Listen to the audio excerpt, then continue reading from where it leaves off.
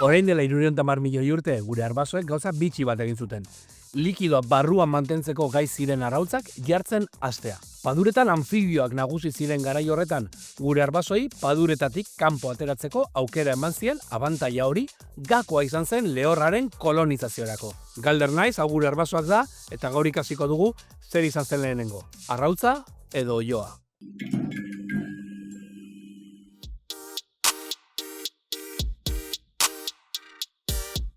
Karboniferora bidaiatu behar dugu, orain dela 360 eta 300 milioi urte artean hedatzen den periodoa. Mundua ezagutzen dugunaren oso desberdina zen oraindik.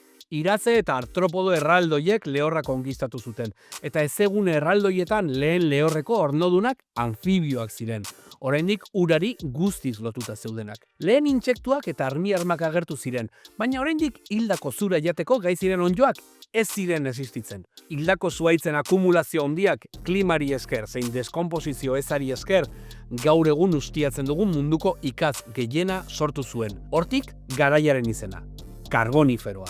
Baina gure arbasoen bizia urarekiko guztiz menpeko zen oraindik. Ez soilik ura edan behar dugulako gorputzaren hezetasuna mantentzeko, noski, baizik eta arrautzak uretatik kanpo lehortuko zirelako, anfibio guztiek egiten duten moduan. Orain dela 310 milioi urte inguru, talde batek aldaketa nabarmen bat izan zuen, mintz amniotikoa. Mintz amniotikoak baimentzen du arrautzaren barruan ura mantentzen. Eta berrikuntza txiki horrek dena aldatu zuen. Karboniferoaren amaieran gaude, kontinenteak gero eta elkartuago daude, megakontinente bakarra sortzeko bidean, Pangea. Kontinenteen arteko talkek sakonera txikiko itsasoak desagertarazi zituzten, eta urmaelak zein padurak ere nabarmen murriztu. Anfibioentzako leku gutxiagorekin arrautzak uretatik kanpo jartzeko gaitasuna zuten horientzat mundu zabal bat zegoen konkistatzeko. Amnioten leinua sortu zen, likidoa arrautz barruan gordetzeko gai garenon leinua. Talde erraldoi bat gehituko zaigu gure iraian, sauropsidoena. Urrengo bi bideoetan talde hori sakonago ezagutuko badugu ere, laburpentxo bat egin behar dugu. Bidaiaren zati hori norekin egiten ari garen ulertzeko. Gure taldea, ugaztunena eta gaur ikusiko ditugun aide batzuena, sinapsidoena da. Aurreko atalean aipatu genuena. Beste taldea, sauropsidoena bitan banatu da. Anapsido edo dordoken taldea eta diapsidoen taldea. Bigarren horrek biltzen ditu alde batetik sugeak eta muskerrak eta bestetik krokodiloak eta hegaztiak. Arrautza amniotikoaren asmakuntzak baimendu zuen benetan lehorra konkistatzea. Hortik aurrera bi leinu nagusiak, sauropsidoena eta sinapsidoena etengabe leian aritu ziren lur lehorra kontrolatzeko saiakeran. Antagonismo luzea da, Gamboatar eta Oñaztar, Beaumontar eta Agramondar, Montesko eta Capuleto, Atletik eta Real. Ongitorri guztioi Perniarreko arrautzen ligara, norgeiagoka estua espero dugu bi taldeen artean, ezta? Bai, biek dituzte berrikuntza ugari, ea zer nolako garapena ikusten dugun.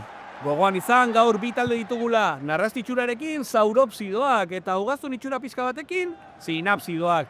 Zaila da distantziatik bilak bereiztea, urrengoan kolore desberdineko elastikoak erabiltzeko meni. Bi taldeak gogorari dira zelai guzti hartzeko lehian. Badirudi, sauropsidoak direla nagusi lehen zatian, Ilonomus eta Paleotiris bezaleko jokalariekin, baina hor dator kontraerasoan Dimetrodon sinapsidoa bere bela erraldoiarekin prest narrastien taldekoa jateko. Ez genuen espero horrelako jokalari ondirik aingo izateratzea. Kontuz epaiak adierazi du klima aldaketa gogorra datorrela eta iraungitzaren txartel gorria atera dio Dimetrodoni. Lehen txartel gorria joko aldatzeko garaia. Atera dira sinapsidoen taldeko kide berriak zelai guztia eureganatzeko prest, hor dago Tapinocephalus belarjalea eta Gorgonops eiztaria. Hankak zuzenago dituzte eta hortzak ere espezializatuta. Badirudi laster berregin gutela euren taldea. Bai, zer da hori baina uretara moldatutako sauropsido bat? Fitxaje berria bai, bezosauroak uretarako prestatuta krokodilo erraldoi baten antzekoa. Eta beste taldekide bat ere bizkor dator, Ara Estelis deitzen da. Eta badirudi aldaketa ere prestatzen ari direla, ezta? Bai, bandan berotzen ikusten dut arkosauro bat, krokodiloen eta hegaztien arbasoetako bat. Hala ere, sinapsidoak dira nagusi, ezta nik argik ikusten ditut garaie, ia garatu dute, odol beroa dute eta badirudi estrategia berria dutela. Jaio berriei ezetasuna ematen dian likido moduko bat. Berrikuntza da, bai, esnea deitzen da likidoa eta la leche da. Ez dakit hori dopina ezote den. Kontuz, zelaia pitzatzen ari baita, laba ugari ateratzen ari dela dirudi, gaz pozoitxua eta karbono dioksido pila. Bi taldeko kideak hiltzen ari direla ematen du, txartel gorria taldekide ia guztientzat, baina zer da hau? Bai, Permiarreko iraungitze masiboa da, inoiz egondako iraungitzerik handiena. Oso ezaguna den Kretazioko bukaerakoa, baino askoz handiagoa.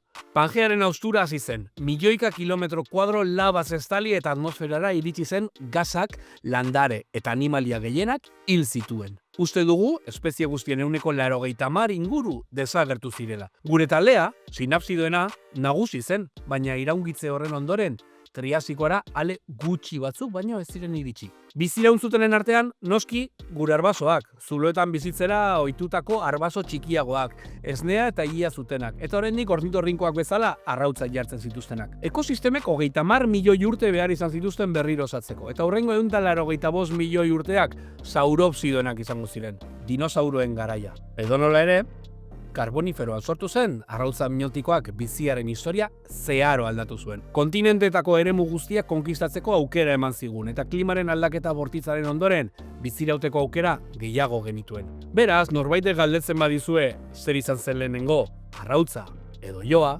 erantzuna erreza da, arrautza. Oioa askoz beranduago etorri zen, baina hori nola gertatu zen, hurrengo atalean azalduko dizuet. Hau gure arbasoak da, eta ikusgelan zaude. Gustatu bazaizue, karpidetu eta eman like. Hurren arte.